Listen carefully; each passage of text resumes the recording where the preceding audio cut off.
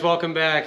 Today we're going to be doing a video on a little experiment I'm trying to see if I add an additional water storage to the boiler, if that'll help the system have better results when the snow melt's going, primarily just for the snow melt. So this is as you can tell, it's just a hot water tank. It's 40 gallons. I got it at Menards. It's an electric one, it's not plugged in. I'm pretty much using it just as a holding tank or a buffer tank, thermal storage, whatever you want to call it. So yeah, I have it on the loop. So right here, this is right before it goes back into the ground to the boiler. So it's after the first garage heater, after the snow melt, and after the second garage heater. So the water comes to here, goes in, obviously mixes, comes out, and go straight back out. I do have it where I can bypass this, and if this for some reason doesn't work like I think it's going to, I can bypass this and just go right back out to the boiler.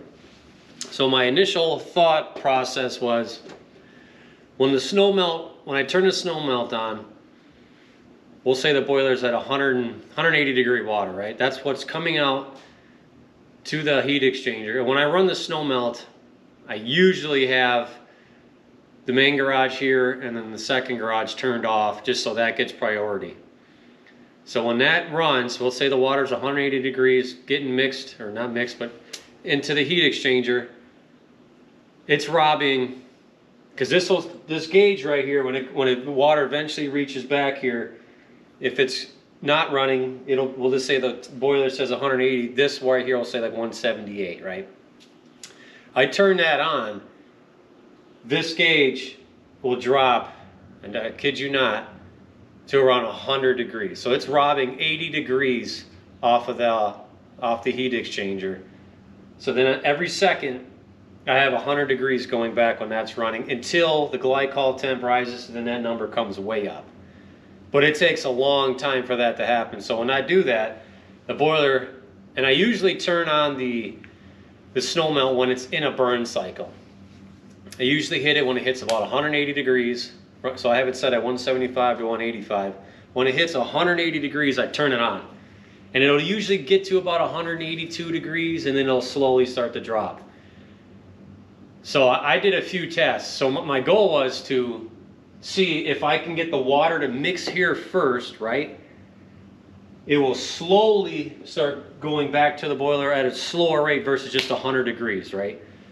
If I can get, we'll say 10 minutes. I haven't done the test for that yet. 10 minutes longer, that's 10 minutes longer that the snow melt system has hotter water to mix for a longer period of time, which means I should be able to get the slab temp up quicker. The faster I can get the slab temp up, or the glycol up to get to operating temp, the less stress I believe it's going to be on the boiler. Yeah, will it run longer when it has to recover this tank along with the boiler? Maybe so, but I feel like when that's not running, because we don't get snow every day, I feel like the boiler is going to be running less, right? It might be almost the same, right? Because it's going to take longer because now you got more water to heat, but the idle times I feel are going to be a lot longer. So in my mind, we'll just say, this is rough, we'll say the boiler does 10 heat cycles a day, right? Now if I can make that do 5, 6 heat cycles a day, that's 5 or 4 less times that fan and the machine has to run. So and just like anything else, on and off, that's wear and tear. I'd rather it just run. So you're going to get longer burn times, which is probably better for the system. It runs hotter, everything gets clean. You're probably going to use the same amount of wood. Like I said, I just installed this like a day or 2 days ago. I'm going to be running the snow melt. After I get done with this video, I'm going to turn it on for the first time. So I did a few tests for a comparison, so you guys have some numbers. And so I have some info. So without this tank here, a normal heat cycle, so from 175 to 180. So as soon as the boiler hit 175 and turned on, it hit a timer.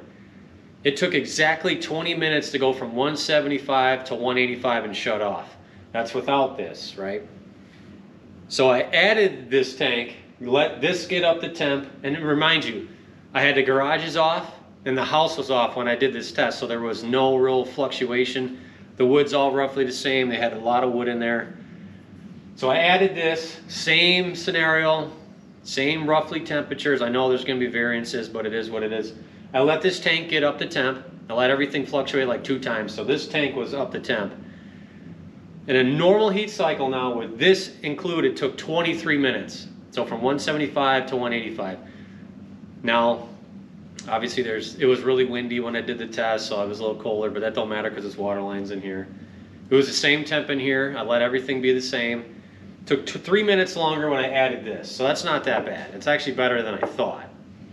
So, and then I did a snow melt test without this. It was just a normal loop. So what I usually do is I start the snow melt when it's in a burn cycle, like I said. Usually I let the boiler get to 180 degrees. I turn it on.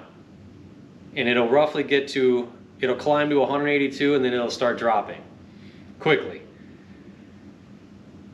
So I monitored, I turned the snow melt on at 180, and I see how I wanted to know how long it took from it to go from 180 back down to 70 in the boiler. It took 29 minutes. The snow melt ran for 29 minutes, and the boiler dropped from 180 to 170. So today I'm going to be doing a test to see how much longer will this run before it drops to 170, if it drops to 170, because even if I get 10 more minutes of this mixing and the water's going back slowly, how long will that run at a higher temp now? Because it's going to stay hotter longer, because it's going to take longer for the water to get back because it's getting mixed here. So hotter to cooler water is going to be mixing slowly to go back out. So that's my train of thought. This is all an experiment. I don't know if this works. I know they make thermal tanks and buffer tanks for this reason, so you don't shock the boiler system as bad. So we're going to see, because my thought is, if I add a couple more, this is going to mix, be colder. It's going to slowly mix into this one, mix into the next one, and then the next one. But how much longer is that going to have to run to heat this, to heat this, to heat this? Is that thing just going to run nonstop until these recover? I don't know. I kind of go back and forth on it. So today we're going to find out how much longer. So my only other concern is, now that it's mixing here, I don't think I can start it at 180 degrees to snow melt in the burn cycle, because I feel like it's going to reach to 185 and it's going to turn off. Some of you may be like, well, that's good, right? Well, no, because if I'm mixing this cold water back into the boiler, right, by the time it hits 175 and fires, now it's got to restart the burn. It'll be 170 before it starts to like really get cooking, right? So now I'm already at a losing battle. It'll recover eventually. It won't probably go below 160, but that's not the goal. I want to try to keep it to where it can finish its burn cycle, and then by that time this thing's been running a good hour and a half. Then that'll be normally cycling the snow melt system all on its own, and then the boiler's fine. So I wanted to get this to see if I can help that. So every system's running less. At the end of the day, everything will be running less. The snow melt will get up to temp quicker. It'll fluctuate on its own. The boiler does its job, because when the snow melts up to temp, the boiler just does its normal heat cycles. Yeah, it may burn a little bit more because it's pulling so much cold water or so much BTU or heat off the heat exchanger. So, and today I already have roughly 2 inches of snow on the slab that I haven't melted yet. It's going to start snowing here within the hour. It's already starting a little flurry. So I got to turn it on to get the slab up to get it melted, because we're expecting 4 to 6 today. So today it's like 11 p.m. or 11 a.m. It's supposed to start snowing at noon all the way till 6 or 7 or 8 in the morning tomorrow. So it's going to be running a long time. So 4 to 6 inches. And the other part on my driveway is I plowed it yesterday. So you can see some of the cement and / frozen snow in there. So when hopefully I can get the slab melted. So, you know, it may be heavy at times, so you may see it accumulate on the driveway, because I'm going to do a snow melt here on that. So I'm curious to see if you guys have thought about this or have known anyone who's done this, their results. Does it work? Does it not work? I mean, I paid $400 for it. It's no big deal. Down the road, I think, when we do get solar here, I am going to plug it in, crank the thermostat. I think it goes up to 150. And see if that helps, because, you know, if we're pumping 100-degree water here, this thing's gonna be 100 degrees. So if I know the element's not gonna really help or keep up, but it may help. I don't know. So down the road, we'll see. But I'm not going to do that now because that kind of defeats the purpose of having the boiler if I got to use electricity to heat the water. So I just wanted it as a buffer tank or a holding tank or whatever. Yeah, I could have got a bigger one. But like I said, my thought process is if I get a couple of them, the slower water or the hotter water is going to be going at a slower rate cooling down as it goes back.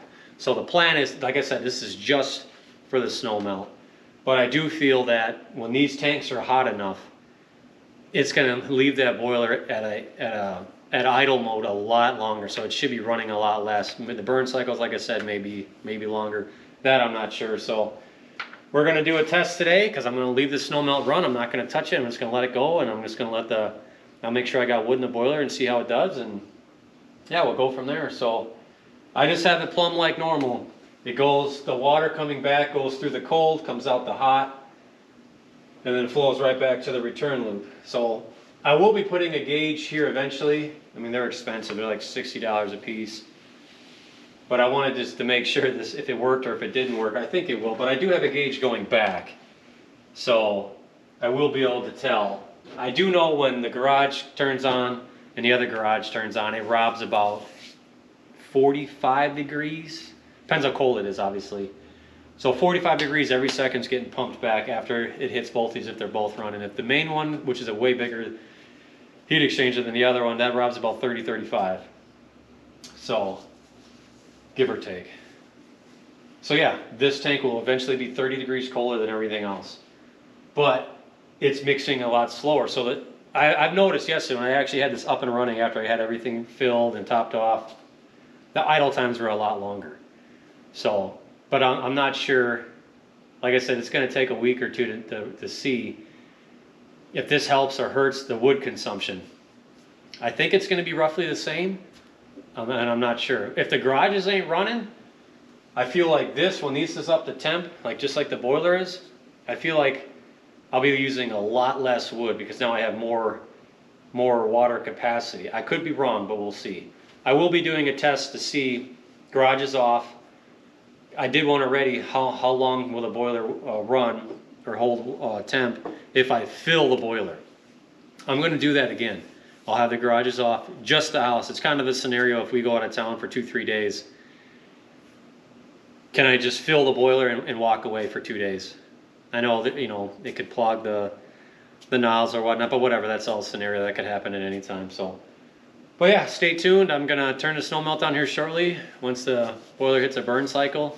So the ultimate goal is to have enough capacity where I can turn the snow melt on at any time, as long as there's wood in the boiler, and let it do its thing. So that's kind of the plan. Not that I have to come out here, you know, make sure it's in a burn cycle, which I can monitor all that in the house and just hit the app button to turn it on. But so yeah, we'll see. Stay tuned. But yeah, I'm curious to see if you guys that have a boiler that have added a thermal tank or a buffer tank. I know this is pretty unique. I could have bought an actual thermal tank, but they're very expensive, and I didn't know if this was going to work or not. So, so yeah, we'll see. But like I said, yeah, I'm curious to see what you guys think, and if you guys have done this or you think this is dumb or what. But I did a lot of research, and I'm not an engineer by any means, but I think this is going to work. And if it don't, it's only $400, whatever. I still think it'll work, but we'll see. So yeah, stay tuned. I'll post this video probably right now. And then the snow melt, maybe tomorrow or the day after, depends how long it snows. But I'm going to let it run until the driveway's completely done. So however long that may be, I don't know. I've been driving on it, so it's probably pretty frozen, so it's going to be ice built up. And it's cold today. It's like 18 degrees out. Then Monday, 2 days from now, it's going to be like -7. So I got to get it done, because otherwise it's going to be a sheet of ice and it's going to be terrible. So, but yeah, stay tuned, and as always, keep burning.